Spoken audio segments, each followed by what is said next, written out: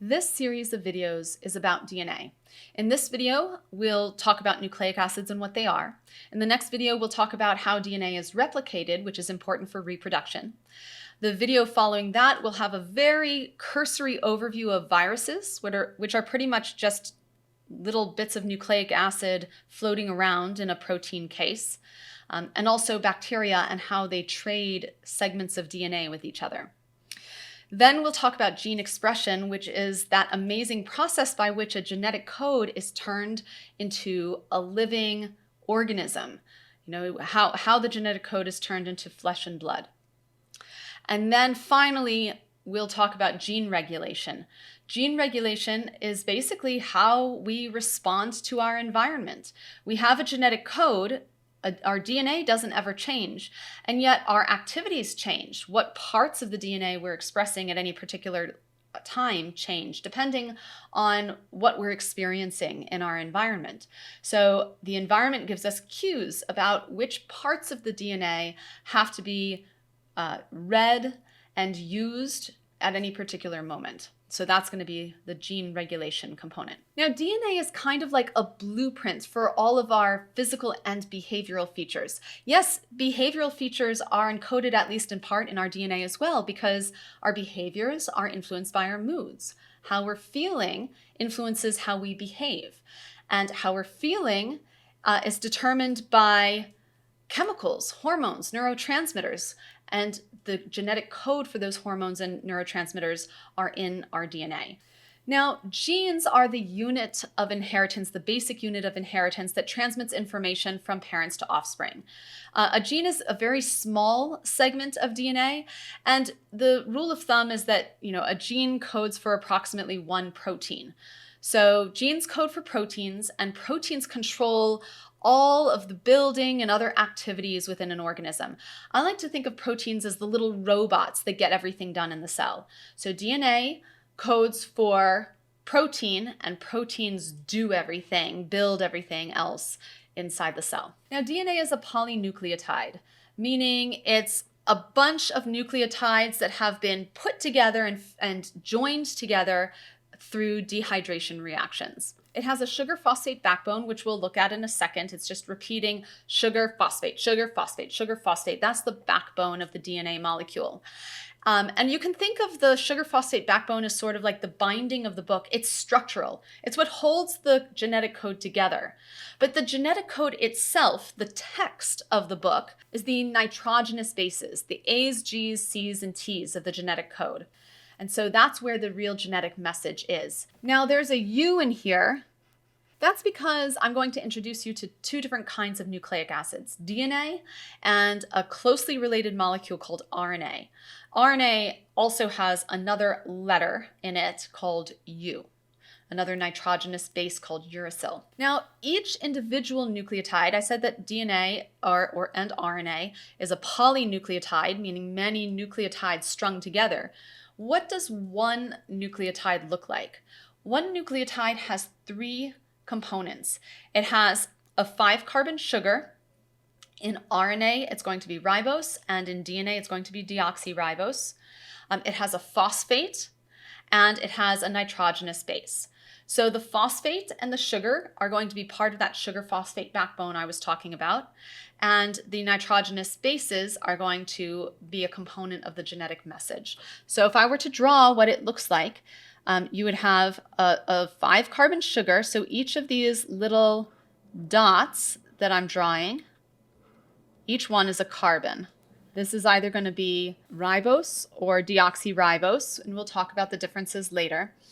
And then this 5-carbon sugar is going to be attached to a phosphate group, which I'm not going to, a full phosphate group is a phosphorus with a bunch of oxygens around it with negative charges. That's a phosphate. I'm going to just draw it as a P with a circle around it. Don't be tempted to think it's just a phosphorus by itself. It's a phosphorus with a bunch of negatively charged oxygens around them. There's a lot of electrons around there. And then a nitrogenous base. And there's, in DNA and in RNA, there are 4 possible nitrogenous bases. I'm not going to draw them because it could be any one of 4. So I'm just going to draw a rectangle here as a stand-in. So this could be adenine, guanine, cytosine, or thymine in DNA, or uracil in RNA. So those are the A's, T's, G's, and C's of the genetic code in DNA. The genetic code in RNA is going to be A's, G's, C's, and U's. So this is one nucleotide, and they are strung together by dehydration reactions with the next nucleotide. So that's what creates the sugar phosphate backbone. So here's the next nucleotide in the string, and these little dots are carbons. So another nitrogenous base here. So I'll just put NB for short, for nitrogenous base, right? And this just keeps going on and on. This is a very, very large molecule.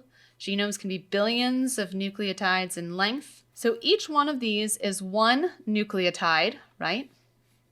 And this whole thing together, I may have drawn behind my picture. I can't see while I'm recording, so we'll see. But this whole thing together is going to be a nucleic acid. It could be DNA, it could be RNA. So here you have DNA. That's the nucleotide that's shown here. And now I can show you the difference between DNA and RNA. So DNA does not have a hydroxyl group here. If it were RNA, it would have an OH there, okay? I'm going to take that away because this is DNA. So if it was RNA, it would have OH. It's DNA, so it does not. There's the phosphate group, and here is one of the nitrogenous bases called thymine. And on a different slide, I'll show you what all of the nitrogenous bases look like. So the nitrogenous base, this is the part that's the genetic code. This is the message that is being held in this molecule. So if you look over here, you can see that all of these, each one of these here is one nucleotide, right? And they're all linked up together. This is the sugar phosphate backbone. The blue are the 5-carbon sugars. So this is going to be deoxyribose. And then you have the phosphate group. And so it's just sugar phosphate, sugar phosphate, sugar phosphate all the way up. That's the binding of the book. That's structural. And then sticking out to the side, you have these letters. Of course, they're not really English letters. There's no alphabet inside of our cells. The letters just stand for these molecules. So there's 4 molecules, and you can think of them though like symbols. They are like symbols because the combination of these chemicals or these chemical letters creates different kinds of messages, different kinds of instructions for building different kinds of organisms. So here's a simplified version, a simplified cartoon version with the sugar phosphate backbone and the nitrogenous bases sticking out in between. But I really want you to now notice this image of DNA. There's actually 2 polynucleotides wrapped around each other in what we call a double helix. Double for 2 strands. So there's one strand, there's the other strand. And helix means spiral. So helix means spiral. Okay, so the double helix means there's 2 of these strands of DNA coiling around each other. And in this, one of them's grayed out, but it also has a sugar phosphate, sugar phosphate, sugar phosphate backbone. And it also has these nitrogenous bases sticking out in between. So the nitrogenous bases from the 2 different strands that are coiling around each other, they meet in the middle between the 2 backbones, sort of like rungs of a ladder. All right, let's look at these nitrogenous bases. All right, so these are the nitrogenous bases for DNA. Now, in RNA, one of these is changed out for a different one. So in RNA, you wouldn't have, you'd have no thymine.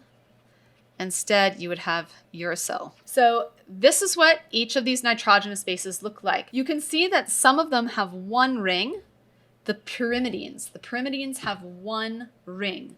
And some of them have 2 rings, like the purines. Adenine and guanine have 2 rings. So thymine and cytosine are small, and adenine and guanine are large. Uracil is also small. It's very similar to thymine. So the way I remember which nitrogenous bases are purines and which are pyrimidines is there's this mnemonic device. You can say pure as gold. Pure for purine, A for adenine, and G in gold for guanine. So those are the purines. The others are pyrimidines.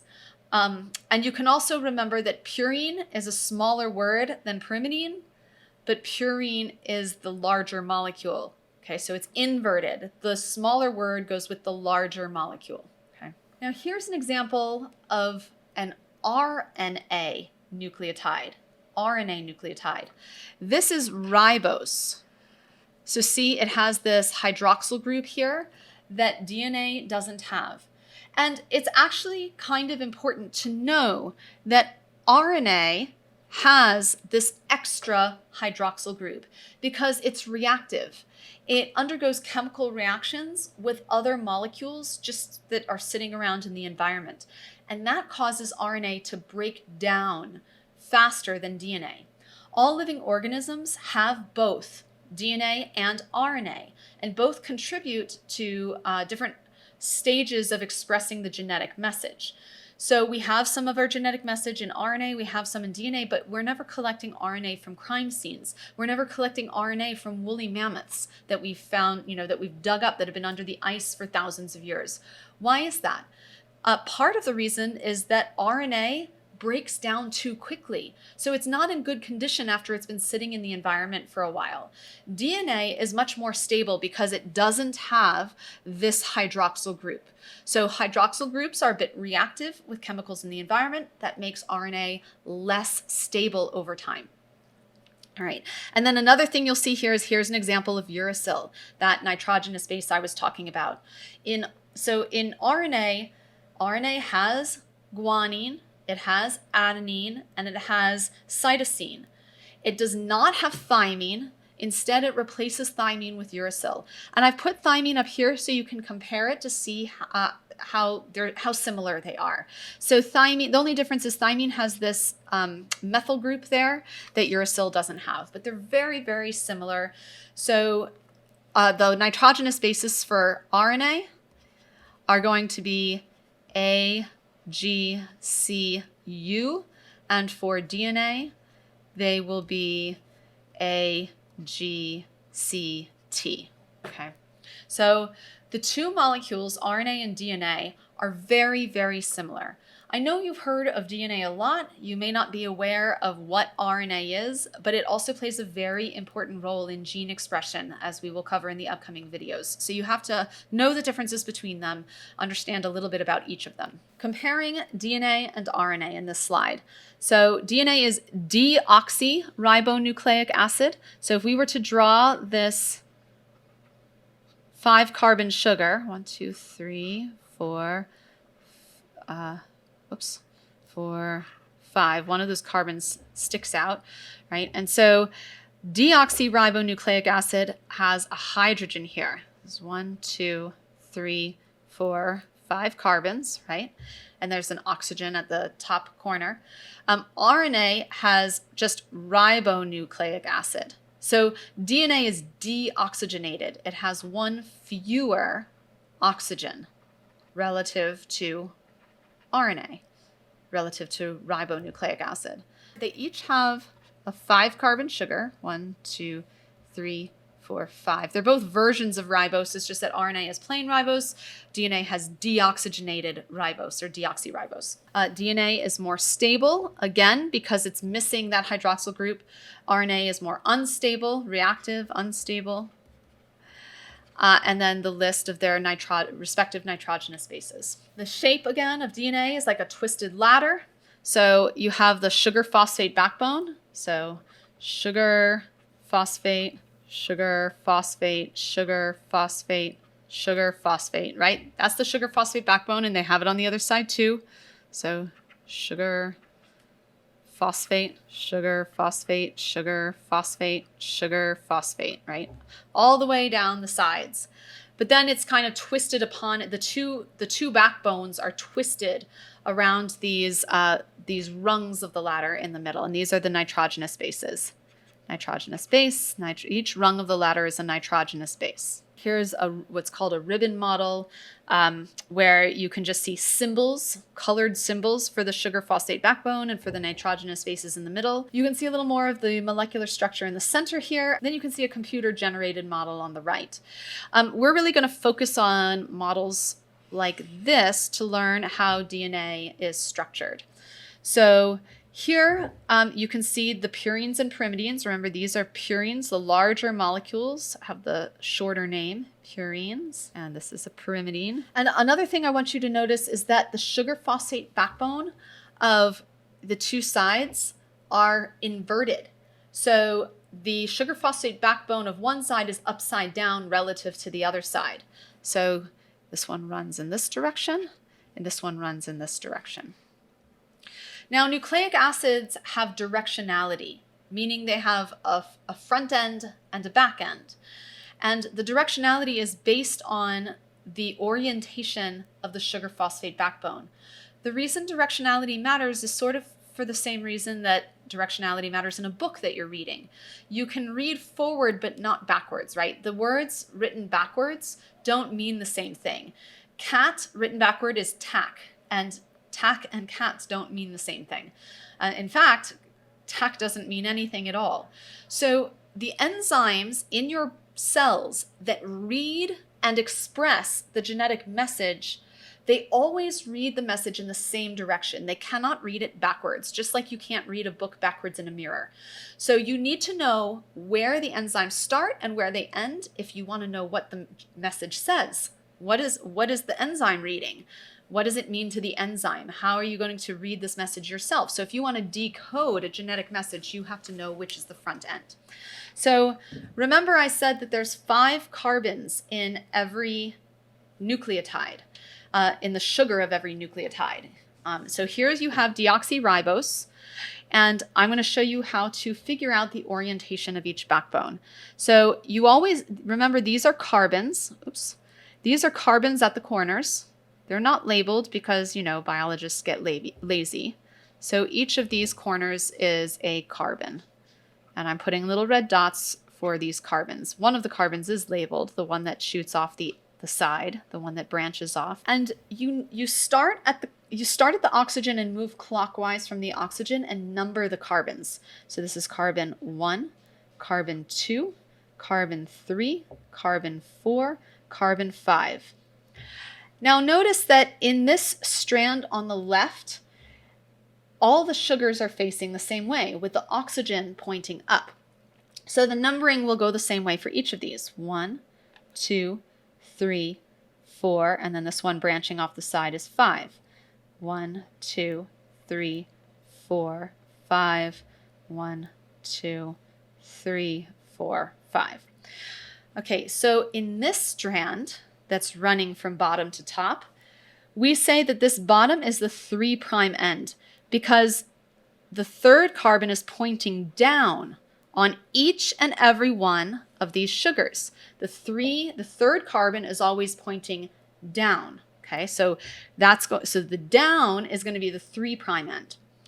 And up here we have the 5th carbon is always on the top side. So the top end is going to be the 5' end. Now, enzymes that read DNA are always going to start at the 3' end and move to the 5' end, which is why I drew the arrow in this direction from 3' to 5'.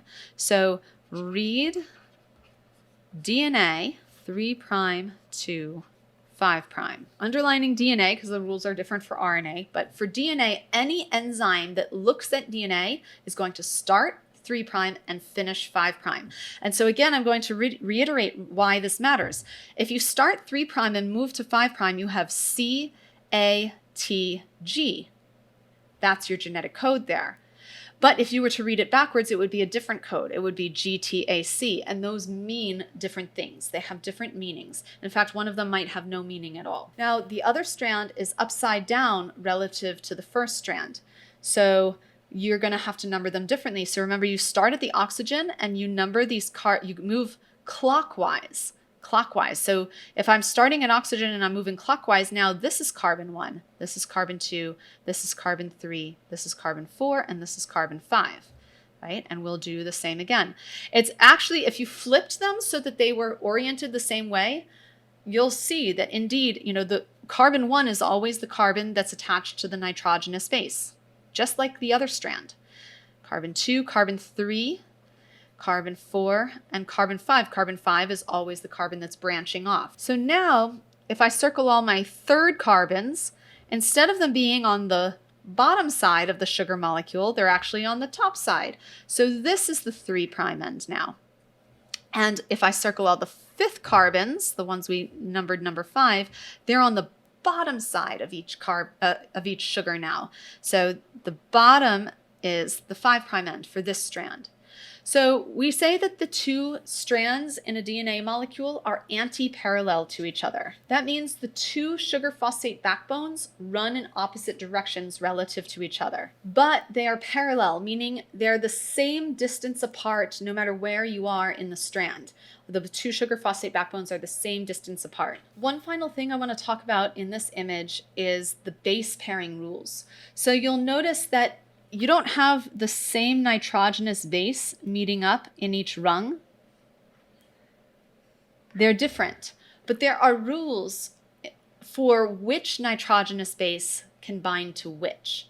So G's and C's always go together, and A's and T's always go together. So even though the two strands are not mirror images of each other, if you know the code for one strand, you can figure out the code for the other. So for example, if the genetic code of one strand was 3' A, G, G, C, A, T, T, 5', I can figure out what its complement would be. Now it's anti-parallel, so the 5' end matches up with the 3' end. 3' end matches up with the 5' end. Wherever you find an A in one strand, it'll bind to a T in the next. Whenever you find a G in one strand, it'll bind to a C in the next. So G to C, C's to G's, A's to T's, T's to A's. Okay? A's are always bound to T's, G's are always bound to C's. Those are called the complementary base pairing rules. So I said enzymes only read from 3' to 5', yet the two strands run opposite each other. That means enzymes read the genetic code coming from different directions on the different strands. There are different genes encoded on the different strands, okay? Because remember, the strands are not mirror images of each other. So you might have a gene for one kind of a protein down here and a gene for a different kind of protein up here, and they don't even necessarily start and stop at the same places. So there are some reasons for the complementary base pairing rules. One is the size. So a purine is 2 rings large and a pyrimidine is 1 ring large. So you always have a purine matching to a pyrimidine so that each rung of the ladder is the same length, 3 rings across. A 2-ring molecule with a 1-ring molecule, a 1-ring molecule with a 2-ring molecule, right? So you always have to have a purine and a pyrimidine pairing up for each rung of the ladder. And this helps the DNA molecule stay parallel its whole length, and it's more stable that way. Also, the number of hydrogen bonds between the nitrogenous bases. So adenine and thymine each form 2 bonds with each other, 2 hydrogen bonds with each other. So I'll draw it like this. These dotted lines, that's hydrogen bonds between them, A's to T's. And guanines and cytosines form 3 hydrogen bonds together. So they're each capable of forming different numbers of hydrogen bonds. Guanine and cytosine can form 3 hydrogen bonds. Adenine and thymine can form 2 hydrogen bonds. Also, the positions of those hydrogen bonds have to match up. You can really see that here. The location for hydrogen bonding and the number of hydrogen bonds matches for adenine and thymine and for cytosine and guanine. We call the entire DNA library in an organism its genome. So that's all the genes collected together. In eukaryotic cells, the genome is linear, like meaning a straight line. And the DNA is arranged into chromosomes. So here's an example of a chromosome right there. So you have this long strand of DNA. It's so long. In human cells, there's 6 feet of DNA in every single cell. And you want to keep it organized. Sort of like if you have a lot of thread, really long strand of thread, if you just like keep it in a thread basket, it's just going to get to be a tangled mess, and then you can't even use it anymore. Same kind of thing with DNA. It's long, very thin. So we organize it. You organize thread around a spool. Well, there are proteins that are kind of like spools for the DNA to keep the DNA organized. So these are histones. They're little proteins, and they come together like this, and the DNA wraps around it, and a cluster of histones with DNA wrapped around them are called nucleosomes. And then all those nucleosomes sort of like coil around each other in a structure like this, and we call this chromatin. And for most of our lives, DNA exists as chromatin. There's one time when it condenses even further, where it coils again. We call it supercoiling, where it coils around itself and then coils around itself again, coils around itself again until it's really, really condensed. You can kind of think of it if you took a thread and you twisted it until it kinks up on itself, and then you kept twisting it and it kinks up on itself again, and you kept twisting it and it kinks up on itself again. That's sort of like what happens when our cells supercoil the DNA into chromosomes. When a cell supercoils its DNA into chromosomes, it's the only time you can see the DNA in a microscope, but it only happens right before the cell divides. The cell's trying to organize its DNA, put everything into boxes, pack it all up so that when the cell divides, both daughters have an equal amount of DNA. You don't want the cell division to be messy.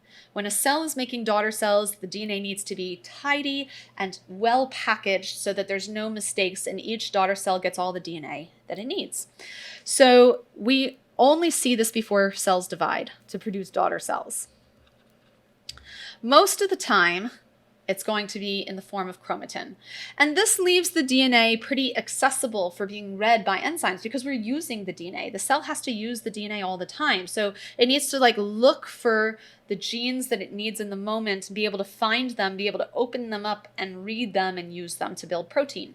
So in chromatin, it's perfect because it's the DNA is accessible yet organized. Now there's a little video here on supercoiling. I've linked to it, so you can just click on that link and see supercoiling of chromatin into chromosomes in action. So let's continue our list here about the differences between DNA and RNA. So remember, DNA is deoxyribonucleic acid because it has deoxyribose instead of ribose, which you find in ribonucleic acid or RNA.